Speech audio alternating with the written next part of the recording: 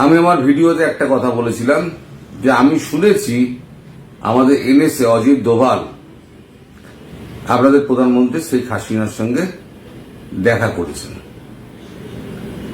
তারপর থেকে দেখাটা হয়েছিল, তারপর থেকে আমি খবরটার পেছনে ছুটে বেড়াচ্ছিলাম।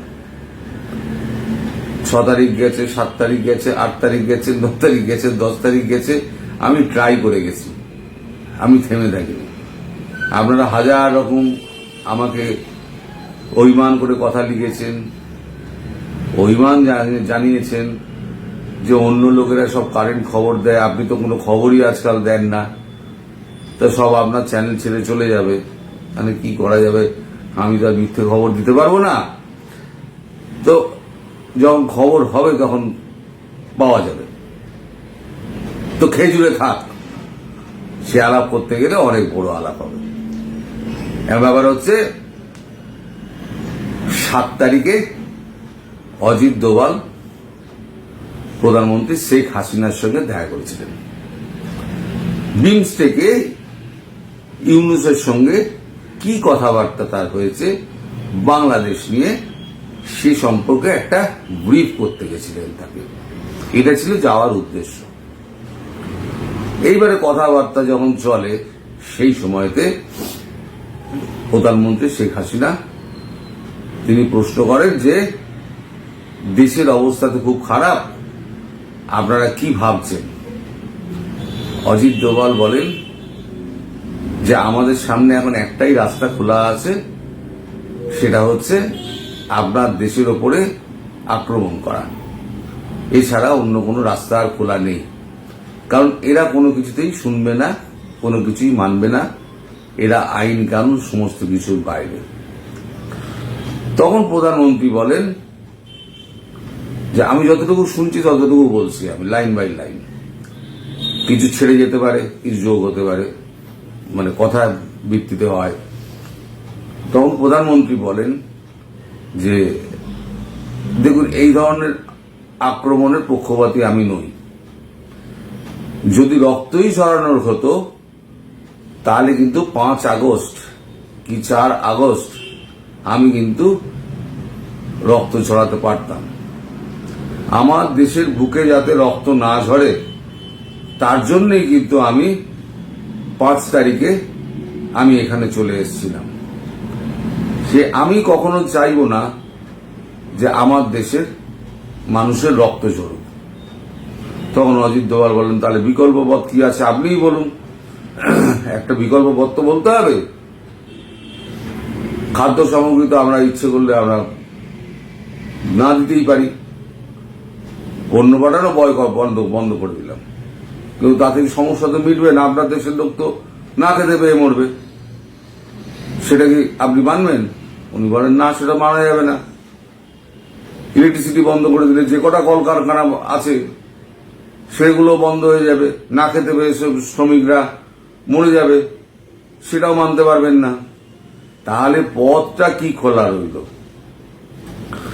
তখন উনি বলেন দেখুন, আমি 16 বছর ওই দেশটাকে চালিয়েছি, আমার দেশটা হচ্ছে অনেক ছোট দেশ, আপনাদের অনেক বড় দেশ, আপনাদের বহু দেশের সঙ্গে বহু চুক্তি সমস্ত কিছু হয়।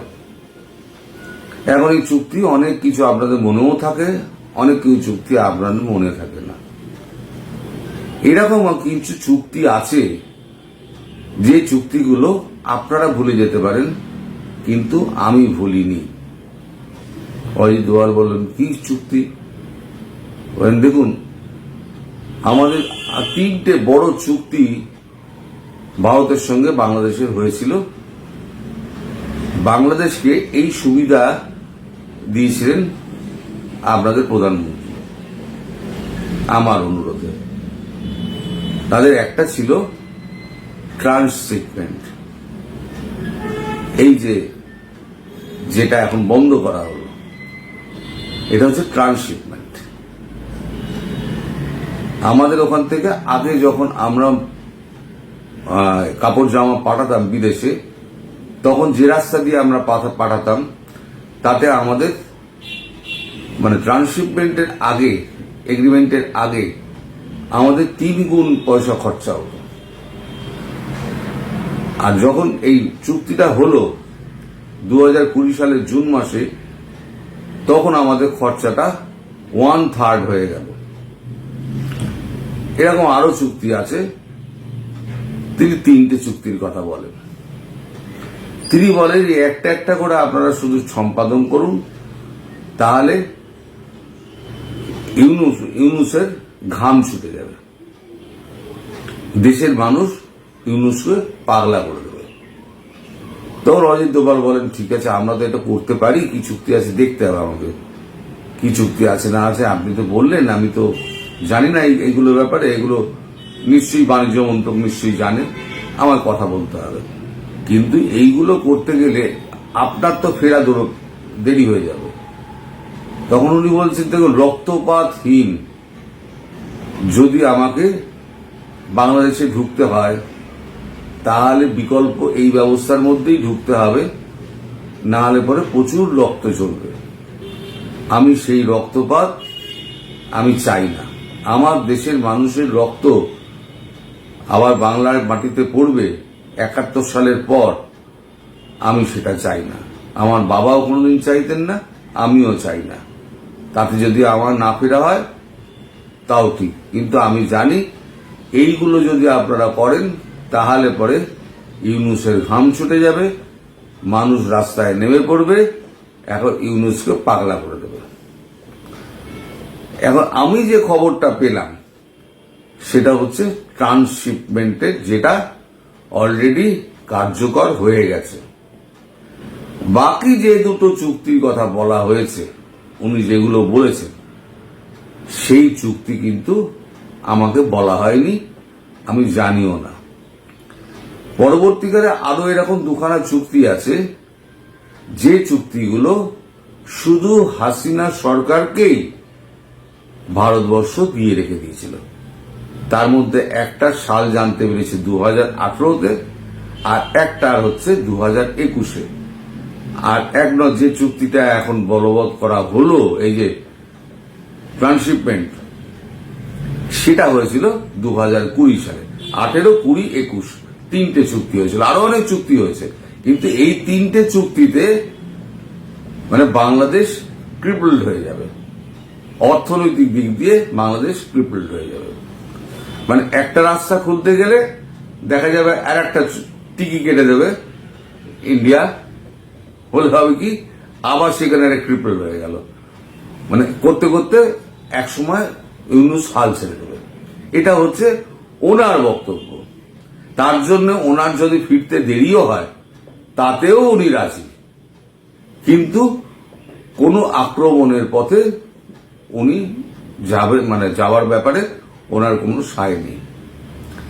উনি 7 তারিখে এই মিটিংটা হয়েছে, 8 তারিখে সকালবেলা এসে ফাইলপত্র ঘাটা হয়েছে, ঘেটে দেখা হয়েছে, হ্যাঁ 8 তারিখ থেকেই চুক্তি বাতিলের একটা চিঠি ধরিয়ে দেওয়া হয়েছে। যাও, তোমাদের ট্রান্সশিপমেন্ট এগ্রিমেন্ট খালাস হয়ে গেল। অর্থাৎ 16 বছর ধরে দেশটা চালিয়ে শেখ হাসিনা যেভাবে ভারতবর্ষকে দিয়ে উন্নতির শিখরে নিয়ে যাওয়ার চেষ্টা করেছিলেন, থাকলে হয়তো আরো উন্নতি, 1 বছরের মধ্যে আরো উন্নতি হয়ে যেত। যেটা 2021 সালে হয়েছিল, যে চুক্তিটা শুনেছি, আমি জানি না, আমায় বলা হয়নি। তিনি বাংলাদেশটাকে হাতের মুঠোর মধ্যে চিনতেন, মতো চিনতেন। ফলে তার কাছে বাংলাদেশ সম্পর্কে এত পরিষ্কার নলেজ, এত পরিষ্কার তার জ্ঞান এবং এত ভালো স্মৃতিশক্তি আছে যে উনি ডেট ওয়াইজ বলে দিতে পারেন, আমি এই দিনে এই দেশের সঙ্গে এই চুক্তি করেছিলাম, ভারতবর্ষের সঙ্গে এই 3টে চুক্তি এই ডেটে করা হয়েছিল। এই 3টে চুক্তি যদি আপনি চুক্তিগুলো আপনি বাতিল করে দেন, তাহলে বাংলাদেশ ক্রিপলড হয়ে যাবে। এবার যখন আমি গিয়ে ওখানে বসলাম, তখন আবার চুক্তিগুলো আবার রিভাইভ করবে, তাই তো কোনো অসুবিধা নেই। তখন 8 তারিখ থেকে এই চুক্তিটা বাতিল করা হলো। এইটা হলো পেছনের আসল গল্প। এবার আপনারা যে আমাকে যে বিরক্ত করে মানেন যে আপনি কোনো খবর দেন না, আপনি সমস্ত খবর চেপে যাচ্ছেন, অন্যান্য চ্যানেল খবর দিচ্ছে, অন্যান্য চ্যানেল কি খবর দিচ্ছে আমি জানি না, আমি দেখিও না, কারণ ওতে প্রভাবিত হওয়ার আশঙ্কা থাকে। আমি খবরের চ্যানেল এবং কাগজপত্র, পত্রিকা এই সমস্ত দেখি এবং নেট ঘাটি, এর মধ্যেই আমার কর্মক্ষেত্র সীমাবদ্ধ, কারণ আমি তো বাড়িতেই থাকি আর যাই একটুখানি পড়াতে, এছাড়া তো আর কিছু না। তো এইখান থেকে যা যা পাই আমি সেইগুলো আপনাদেরকে বলি, এর বাইরে কোনো খবর আমার কাছে থাকে না। যদি থাকতো তাহলে যতদিন ছিল ততদিন আমি বলেছি, কিন্তু খবর না থাকলে আমি বানিয়ে খবর আমি করি না। ওই যারা এমনি আমাকে তো গুজববাজ বলে, আমি করি না তাতেও গুজববাজ, আমি চীনের খবর করলে তাতেও বলবে গুজববাজ। তো যাই হোক, একটা ট্যাগ মেরে দিয়েছে, সেটাকে কি করা যাবে? এখন তাদের ইচ্ছা, দর্শকরা হলো গিয়ে ভগবান, দর্শকরা যা বলবে তাদের বলার অধিকার রয়েছে, আমাদের মাথা পেতে নিতে হবে, আমরা মাথা পেতে নিই। যখন বাংলাদেশে যখন স্থিতাবস্থা ফিরে আসবে, প্রধানমন্ত্রী ফিরে যাবেন, তখন আমি আবার অন্য খবর করব। এখন বাংলাদেশে তার ফেরার সময়টা হয়ে গেছে, আমি বুঝতে পারছি, আমার সিক্স সেন্স খুব কাজ করে, আমি বুঝতে পারছি খুব শিগগির ফিরবেন। তখন তো বাংলাদেশ প্রসঙ্গ তো আমার তো আর প্রাসঙ্গিক থাকবে না। তাহলে কি হবে? তাহলে পরে আমাকে অন্য দর্শক ধরতে হবে। তাই আমি সকালবেলা 10টায় একটা আর দুপুরবেলা 1টায় একটা, এই দুটো বিভিন্ন দেশের খবর আমি এখন থেকে করতে শুরু করে দিয়েছি, যাতে অন্যান্য খবরগুলো আমার দেশের লোকেরা পায় এবং তাদের একটা সাবস্ক্রিপশন, একটা বন্ডিং তৈরি হয়। এটা হলো আমার উদ্দেশ্য। সুতরাং বাংলাদেশ থেকে কেন ধীরে ধীরে সরে আসছি এবং কেন অন্য জায়গায় যাচ্ছি, এটা হলো তার ব্যাখ্যা। খুব শিগগির বাংলাদেশের, আমি আর বেশি বলবো না, খুব শিগগির বাংলাদেশের সমস্যা মিটে যাবে। ইউনূস 4 অবস্থা খুব খারাপ হবে, ইউনূস 4 রাস্তায় পড়ে মারধর খাবে। তো এখন আপনাদের একটু অপেক্ষা করতে হবে। আপনাদের প্রধানমন্ত্রী বলছে দেরি হলেও অসুবিধে নেই, এই পথটাই নিতে হবে। তাহলে ভারতবর্ষ তাকে তো সেটা মানতে হবে, তিনি তো লেজিটিমেট প্রধানমন্ত্রী না, আইনগত বৈধভাবে তিনি এখনো প্রধানমন্ত্রী, ভারতবর্ষ তাকে সেই মর্যাদা দেয়। তাহলে তার অনুমতি সাপেক্ষে তার দেশ আক্রমণ করা, সেটা হচ্ছে আইন বিরুদ্ধ। যদি তিনি পরবর্তীকালে কোন রকম ভাবে কোর্টে চলে যায়, ইন্টারন্যাশনাল কোর্ট অফ জাস্টিসে যদি চলে যান, তাহলে কিন্তু ভারতবর্ষ বিপদে পড়ে যাবে, তাই কি না? ফলে আপাতত যা ঘটছে আমি আপনাদের বললাম, যখন